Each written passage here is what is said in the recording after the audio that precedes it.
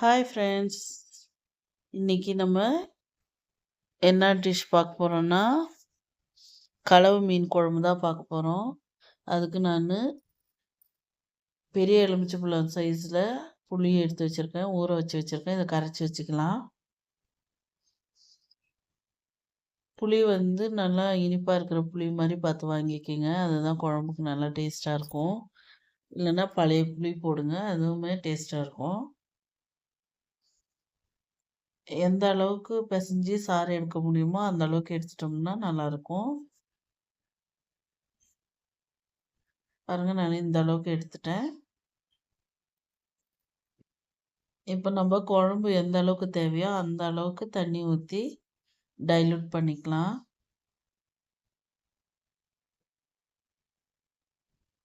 எனக்கு இந்த அளவுக்கு போதும். இப்போ 3 ஸ்பூன் தனியா பவுடர் சேர்த்துக்கிறேன், 3 ஸ்பூனு தனி மிளகாத்தூள், 1/4 ஸ்பூனு சோம்புத்தூள், 1/4 ஸ்பூன் மஞ்சத்தூள், 1 ஸ்பூன் அளவுக்கு உப்பு சேர்த்து எல்லாமே மிக்ஸ் பண்ணி கரைச்சி வச்சுக்கிறேன்.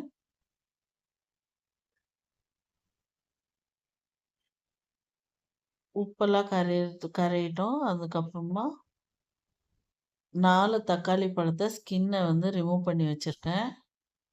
இதை நல்லா மேஷ் பண்ணி எடுத்துக்கலாம். நல்லா ஒரு நாட்டு தக்காளியாக இருந்தால் எடுத்துக்கோங்க. நான் பெங்களூர் ஆப்பிள் தக்காளி தான் யூஸ் பண்ணுவேன். அதனால அது கொஞ்சம் கல் மாதிரி இருக்குது. எனக்கு பிசையறதுக்கு ரொம்ப கஷ்டமாக இருந்துச்சு.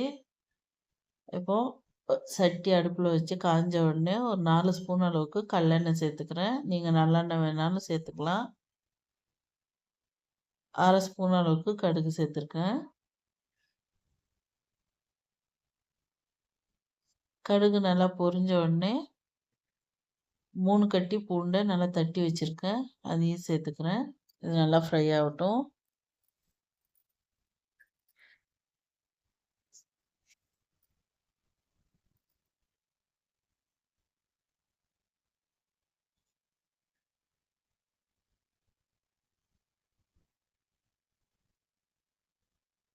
இந்த அளவுக்கு ஃப்ரை ஆனோடனே சின்ன வெங்காயம் ஒரு 150 கிராம் நல்லா தட்டி வச்சுருக்கேன், அதையும் சேர்த்து ஃப்ரை பண்ணிக்கிறேன்.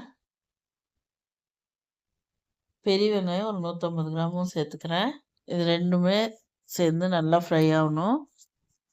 கலர் மாறி வரணும், அந்த அளவுக்கு ஃப்ரை பண்ணிக்கலாம்.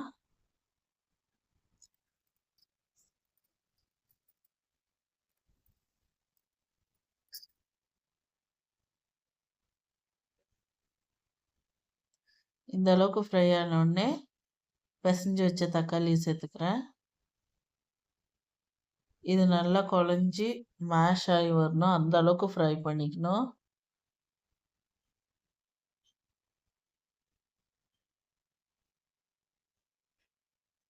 இது இன்னும் கொஞ்சம் நேரம் கூட ஃப்ரை ஆகட்டும்.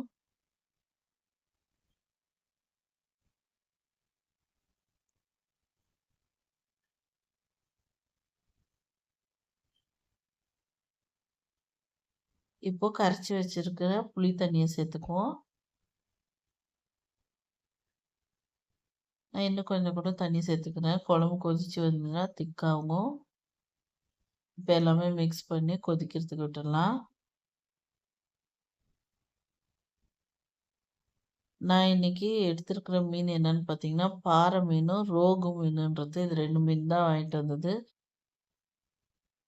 பாறை மீன் இதுதான் ஃபர்ஸ்ட் டைம் செய்கிறோம். ரோகு ரெகுலராக நாங்கள் செய்வோம்.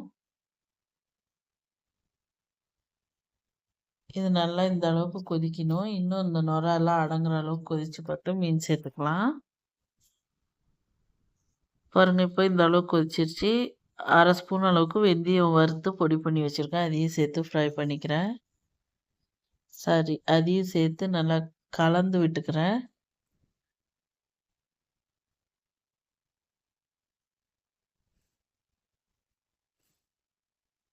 குழம்பு கொதிச்சு நல்லா திக்காயிடுச்சு. இது இன்னும் கொஞ்சம் நேரம் திக்காகட்டும்.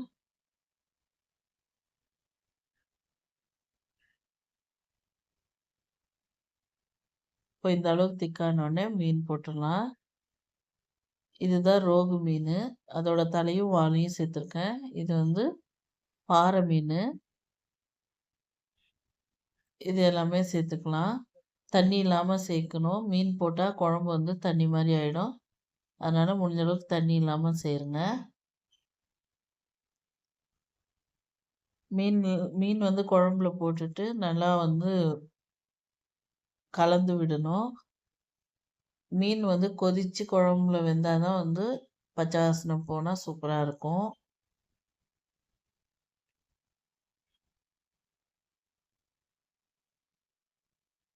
மீன் போட்டு ஒரு 5 நிமிஷம் ஆயிடுச்சு. நானு கிளறி விடல. சும்மா சைடுல எடுத்து தான் விடுறேன். ரொம்ப கலந்தோம்னா மீன் வந்து உடைஞ்சிரும்.